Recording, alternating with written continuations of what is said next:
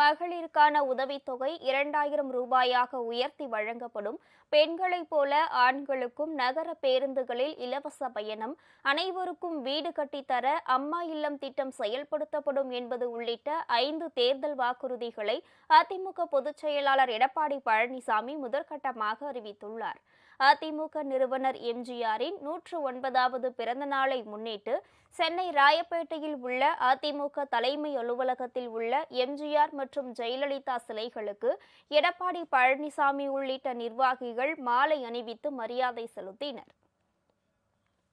இதைத் தொடர்ந்து செய்தியாளர்களை சந்தித்த எடப்பாடி பழனிசாமி முதற்கட்ட தேர்தல் வாக்குறுதிகளை அறிவித்தார். அதன்படி 100 நாள் வேலை திட்டம் 150 நாளாக உயர்த்தப்படும்.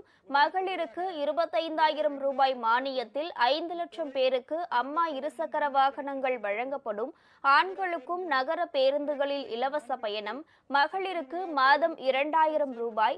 வீடு இல்லாதவர்களுக்காக அம்மா இல்லம் திட்டம் ஆகியவை செயல்படுத்தப்படும் என எடப்பாடி பழனிசாமி அறிவித்தார்.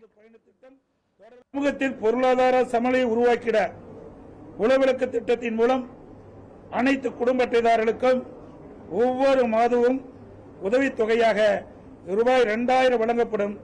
இத்தொகை குடும்ப தலைவியின் வங்கிக் கணக்கில் செலுத்தப்படும். நகர பேருந்தில் பயணம் செய்யும் ஆண்களுக்கு கட்டணமில்லா பேருந்து பயண திட்டம் செயல்படுத்தப்படும். ஏற்கனவே நடைமுறையில் இருக்கும் நகர பேருந்துகளில் பயணம் செய்யும் மகளிருக்கான கட்டணமில்லா பேருந்து பயண திட்டம் தொடர்ந்து செயல்படுத்தப்படும். அம்மா இல்லம் திட்டம் மூலம் கிராமப்புறங்களில் குடியிருப்பதற்கு சொந்த வீடு இல்லாதவர்களுக்கு அரசே இடம் வாங்கி கான்கிரீட் வீடுகள் கட்டித்தரப்படும்.